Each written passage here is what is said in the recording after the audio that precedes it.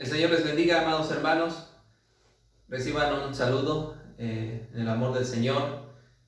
Estamos iniciando también, hermanos, esta grabación con gratitud y también con oración. Como siempre lo hacemos, intercedemos por su iglesia, la Santísima Trinidad, y por nuestras familias, hermanos que conocemos, están pasando por pruebas difíciles.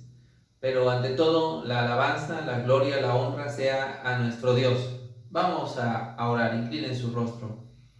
Bendito Padre Celestial, en este día te alabamos y glorificamos. Estamos, Señor, con un corazón dispuesto para honrarte, alabar tu nombre, y ahora habremos también de escuchar tu palabra.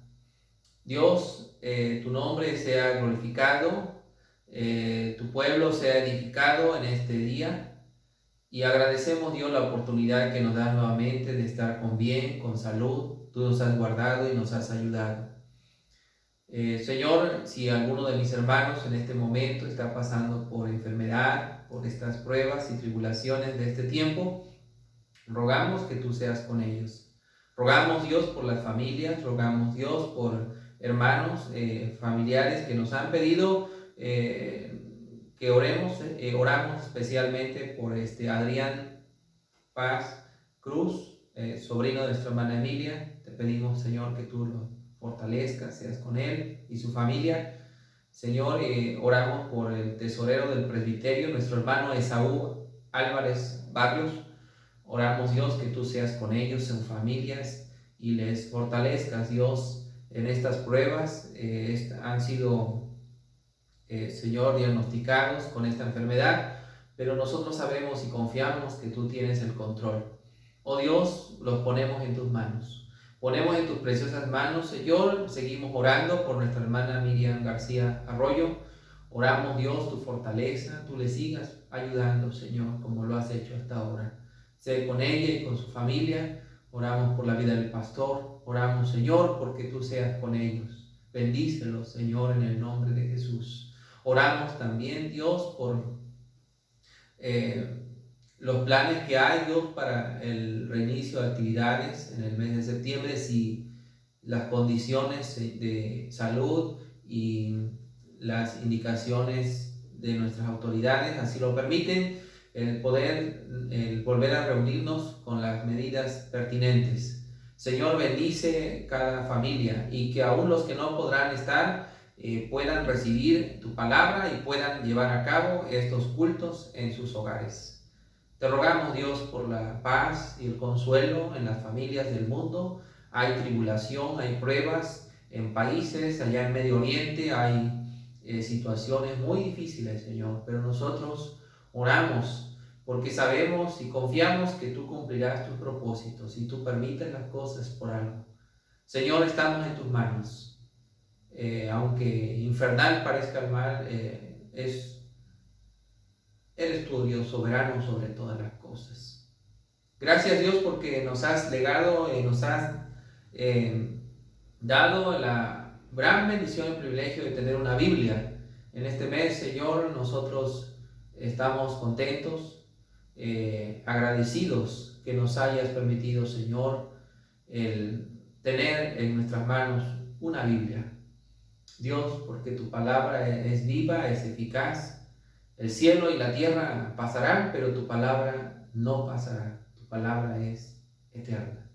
Señor, gracias por tu palabra. Tu palabra nos ha traído luz, vida y la fe que necesitamos, Señor, en este tiempo. Quédate en cada corazón, en cada familia, con cada uno de nuestros hermanos, adultos mayores, jóvenes, niños, con toda tu iglesia, y todos aquellos que escuchen este mensaje sean edificados, no por la palabra del hombre, sino por tu Espíritu Santo.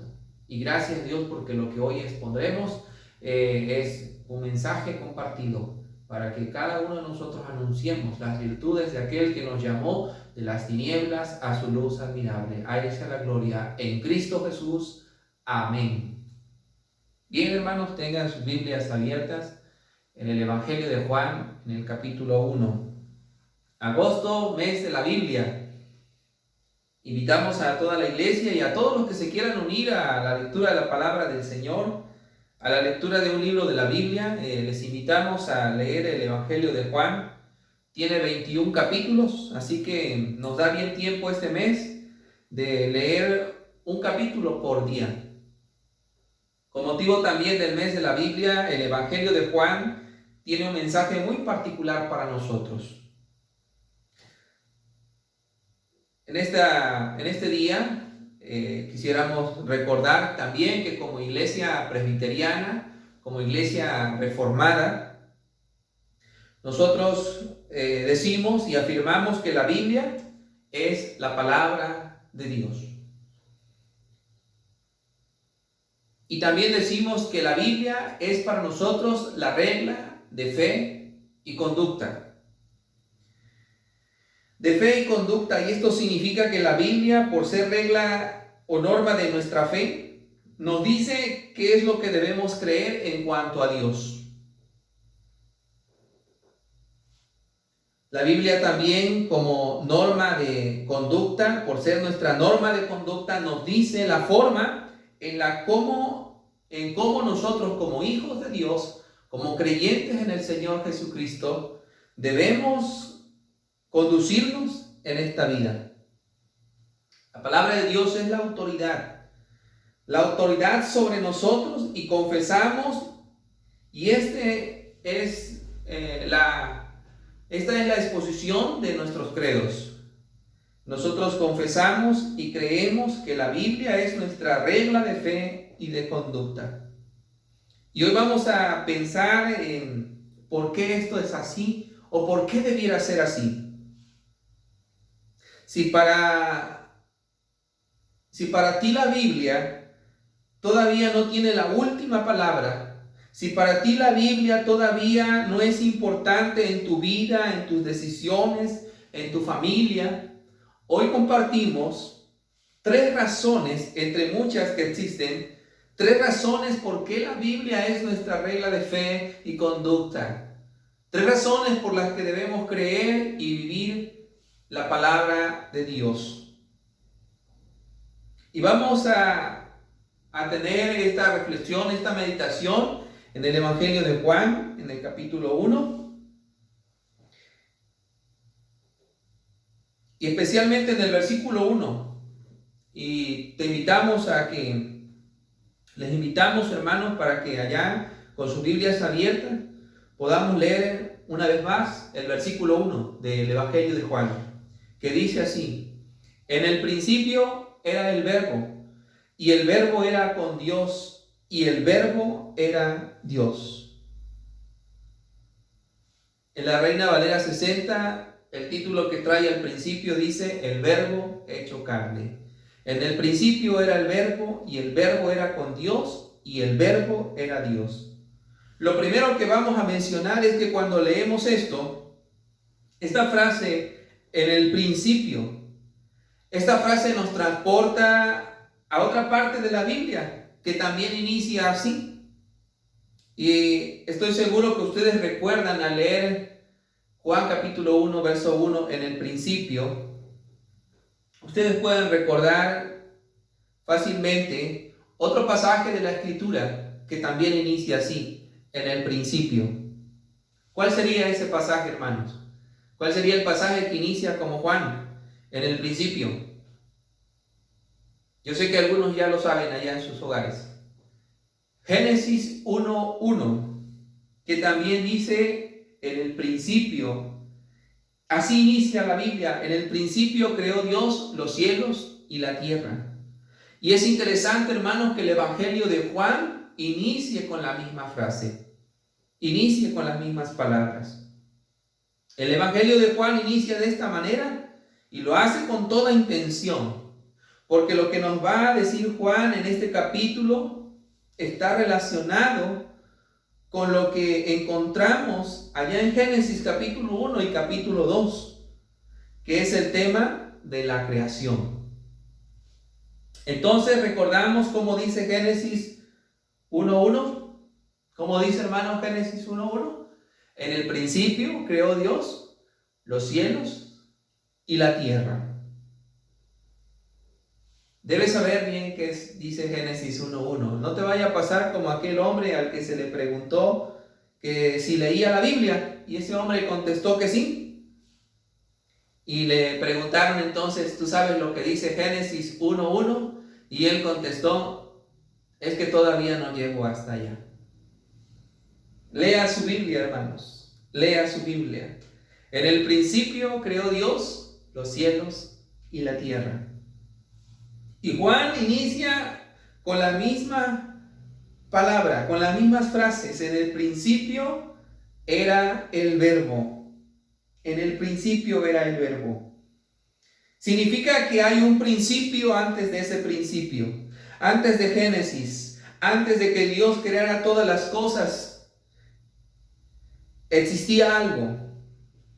Y eso es de lo que Juan nos va a hablar en el capítulo 1 y en todo su evangelio. Hay una existencia, hay una realidad.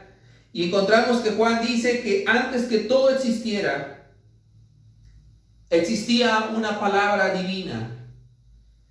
Existía la palabra de Dios, lo que significa que la palabra, que la Reina Valera 60 se traduce como verbo, nos dice que en el principio era el verbo, y entonces nosotros sabemos que originalmente la palabra verbo en el griego es logos. Y entonces diría así, en el principio era el logos, y el logos era con Dios, y el logo era Dios. Logos en griego. Pero en el español lo traducimos como palabra, con mayúscula, la palabra. Y entonces releemos Juan capítulo 1, versículo 1, y diría así, en lugar de verbo diría la palabra. Y el texto diría así, en el principio era la palabra, y la palabra era con Dios, y la palabra era Dios. La palabra con artículo y con mayúscula, no es cualquier palabra. No estamos hablando de mi palabra, ni de la palabra de un rey, ni de un presidente. Estamos hablando que en el principio de todo existía la palabra de Dios. Entonces lo que Juan está haciendo es poner en el principio de todas las cosas creadas, visibles e invisibles. Está colocando Juan, está poniendo al principio todas las cosas, antes de todas las cosas creadas, está poniendo la palabra divina. Veamos qué dice Proverbios capítulo 8. Proverbios capítulo 8. En los versículos 22 al 25. Proverbios 8, 22 al 25. Si lo encuentran, hermanos, allá en sus hogares, siguen con su vista. Proverbios 8, 22 al 25, que dice así: Jehová me poseía en el principio, ya de antiguo, antes de sus obras. Eternamente tuve el principado desde el principio, antes de la tierra. Antes de los abismos fui engendrada, antes que fuesen las fuentes de las muchas aguas, antes que los montes fuesen formados, antes de los collados ya había sido yo engendrada. ¿De qué está hablando Proverbios? ¿A qué se refiere? ¿De qué está hablando Proverbios, hermanos? De la sabiduría. Está hablando de la sabiduría. La sabiduría, entonces, Juan coloca la palabra antes de todas las cosas y está diciendo que la palabra de Dios es sabia y que la palabra sabia es primordial. Y esta es la primera razón por qué la palabra es nuestra regla de fe y conducta. Esta es la primera razón para creer y vivir la palabra de Dios. Y esta razón es porque la palabra de Dios es primordial. El término primordial puede utilizarse para nombrar lo principal, aquello que es lo original, lo primitivo, lo esencial, lo primordial es lo más importante. Si esta palabra divina es la original, la absoluta, significa que esta palabra, la palabra de Dios, relativiza las demás, todas las demás palabras. Y esto es importante para nuestra fe, hermanos. Si la palabra de Dios es lo más importante, relativiza todas las demás palabras de los filósofos, de los reyes, de los gobernantes, de los sabios. Y hoy quieren venir y decirnos que la palabra de Dios es anticuada, que no tiene valor. Pero para nosotros la palabra de Dios es primordial. Todas las demás son relativas. Hoy en un mundo que quiere decir algo diferente a la verdad y nos dice que la verdad es relativa, que la palabra de Dios es relativa, nosotros decimos no, porque la palabra de Dios es palabra que ha existido antes de todas las cosas. Un ejemplo, si nuestro hijo viene y nos pide permiso para ver la televisión, papá, ¿me das permiso de ver la televisión? Uno contesta, sí, hijo, yo te doy permiso. Pero antes, pregúntale a tu mamá. Que tu mamá diga. Así que la autoridad última, entonces, ¿quién tiene la última palabra?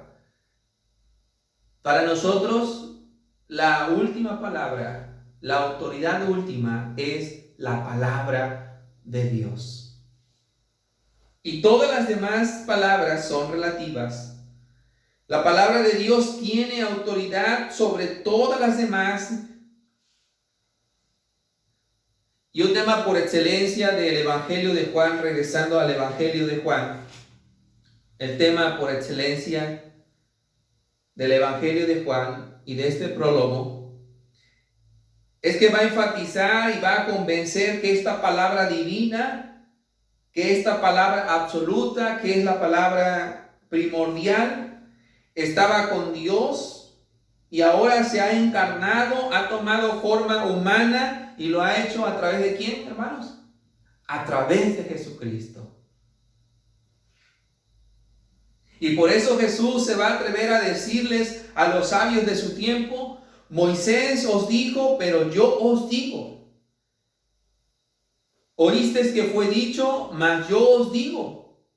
Y la gente se va a asombrar, porque Jesús va a enseñar como quien tiene autoridad y no como los demás.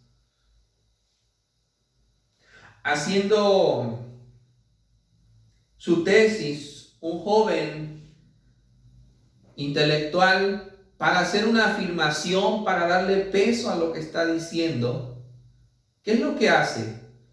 Citas de otros autores. Como tal persona dijo, como tal sabio dijo, como tal filósofo dijo, como tal educador dijo, para que pueda su afirmación tener valor. Pero Jesús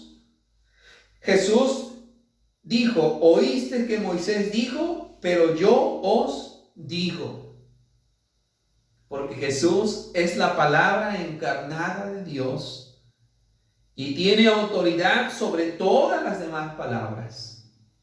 Y esto, hermanos, es importante y traemos nuevamente el tema de Génesis, allá en el capítulo 1 y el capítulo 2, pero especialmente el capítulo 3, avanzando un poco más.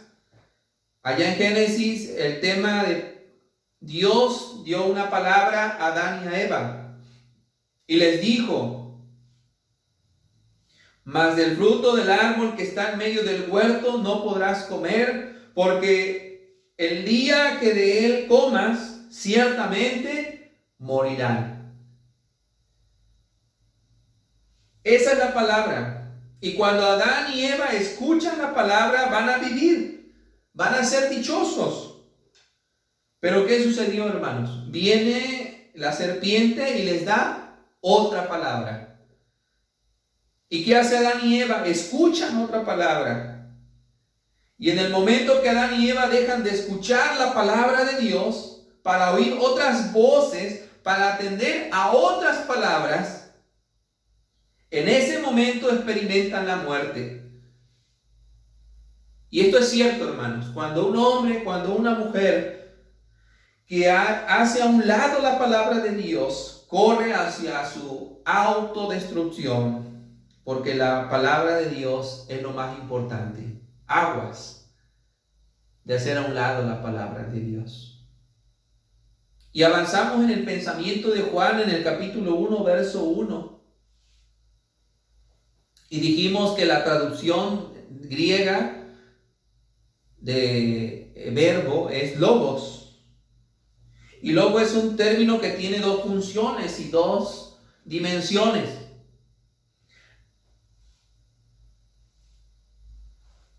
El logos se refiere a un proyecto y se refiere a una acción. Así que la palabra de Dios es un proyecto y la palabra de Dios es acción. Proyecto porque materializa la idea y el pensamiento de Dios.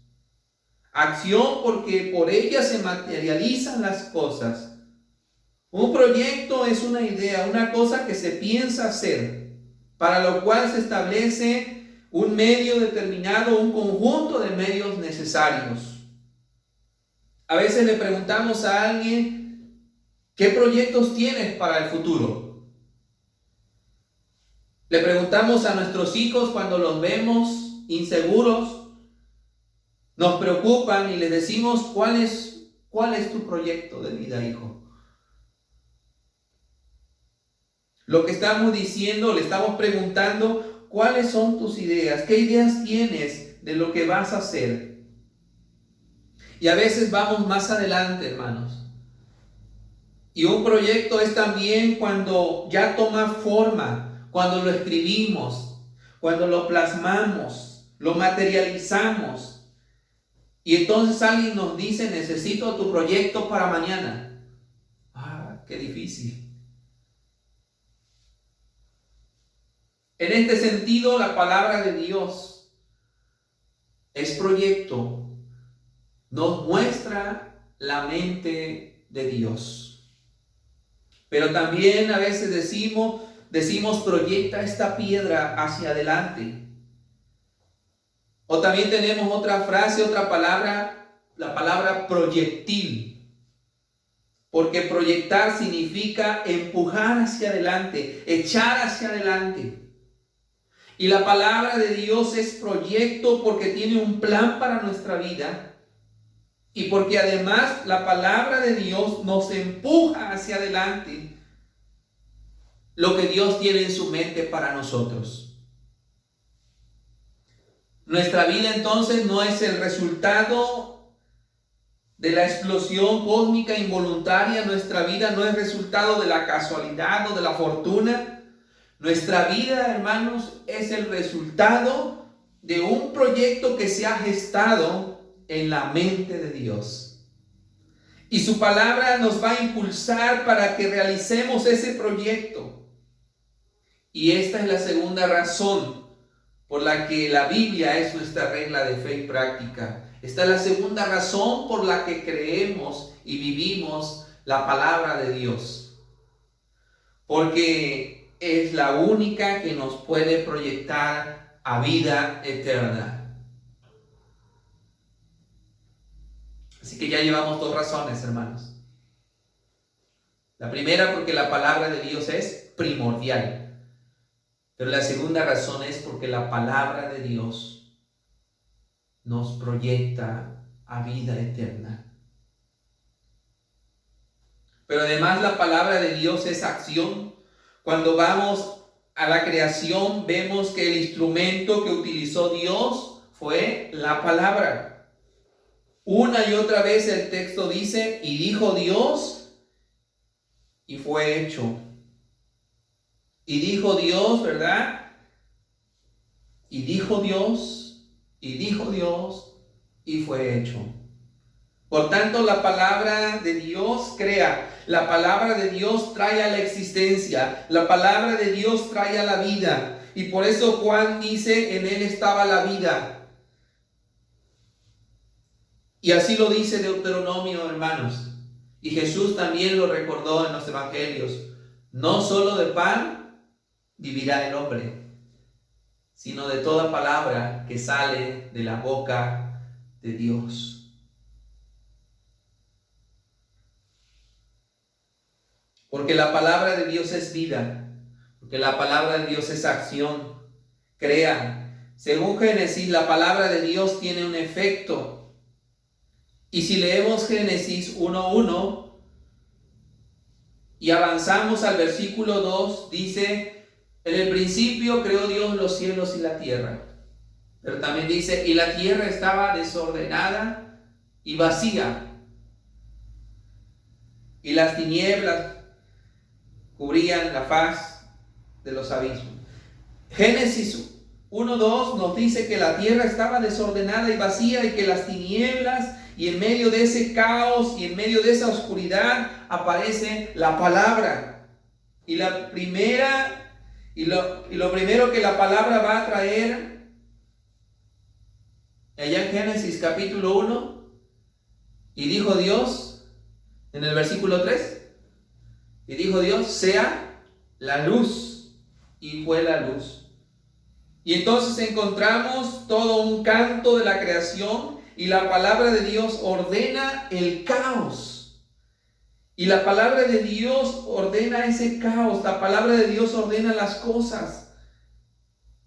Y esta es la tercera razón por la que la Biblia es nuestra regla de fe y conducta. Es la tercera razón para creer y vivir la palabra de Dios. Porque la palabra de Dios trae orden al caos de nuestra vida. Porque la palabra de Dios un día trajo orden al caos que había en mi vida. Porque la palabra de Dios trae luz a la oscuridad que había en nuestras vidas. Y en el momento en que abandonamos esa palabra, nuevamente el desorden. En el momento que abandonamos la palabra, nuevamente nuestra vida es un caos. Nuevamente la oscuridad invade nuestra vida. Por eso mismo Jesús dijo, permanecer en mi palabra. Si tu vida todavía es un caos, hay un caos, no hay un proyecto, no está claro lo que deseas, lo que anhelas, hay problemas no resueltos, tienes pendientes por aquí, pendientes por allá. La palabra de Dios es la única que puede traer orden a tu vida. Amados hermanos, hermanas, que la palabra de Dios siga trayendo este orden a nuestra vida. Que la palabra de Dios nos impulse, nos proyecte a vida eterna. Y esto lo ha traído solo Jesús con su palabra. Ahí en Juan capítulo 1 me gusta mucho el versículo 17 que dice, pues la ley por medio de Moisés fue dada, pero la gracia y la verdad vinieron por medio de Jesucristo. Oremos al Señor para que la Biblia, la palabra de Dios, sea nuestra regla de fe y conducta. 3 razones por las que creemos y vivimos la palabra de Dios. Porque es lo primordial. Porque nos proyecta vida eterna. Y porque ordena el caos que hay en nuestra vida. El Señor te bendiga. Vamos a orar. Padre, en el nombre de Jesús, te agradecemos porque tú, Señor, pensaste en cada uno de nosotros el día de hoy. Y porque, Señor, tú has llamado de las tinieblas a tu luz admirable. Y porque nos has rescatado, Señor, de un desorden. Y has, Señor, como dice tu palabra, ordenado nuestros pasos. Lámpara es a mis pies tu palabra y lumbrera a mi camino. Señor, disipa toda duda que hay en nosotros. Muchas veces hemos dudado de tu palabra. Danos un corazón obediente a tu palabra, que podamos, Señor, atesorarla en nuestros corazones, pero sobre todo que permanezcamos en tu palabra. No queremos, Señor, escuchar otras voces y que nos aparten de tu palabra.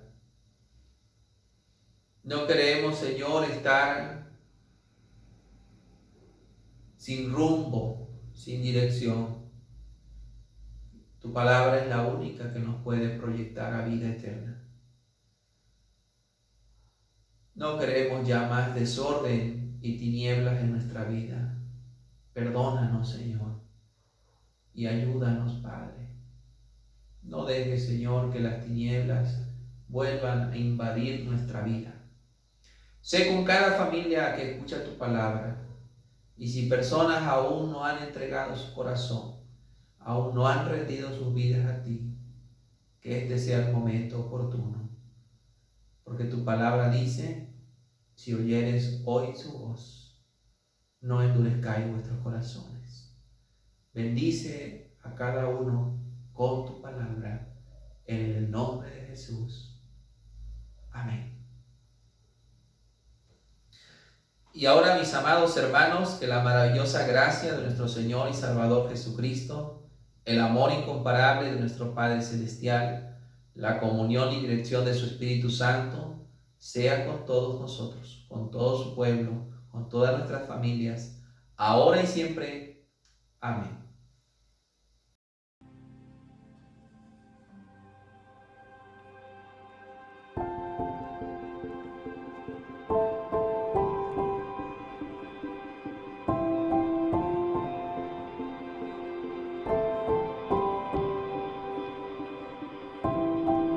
Mi Dios y Padre eterno, autor de la creación, poderoso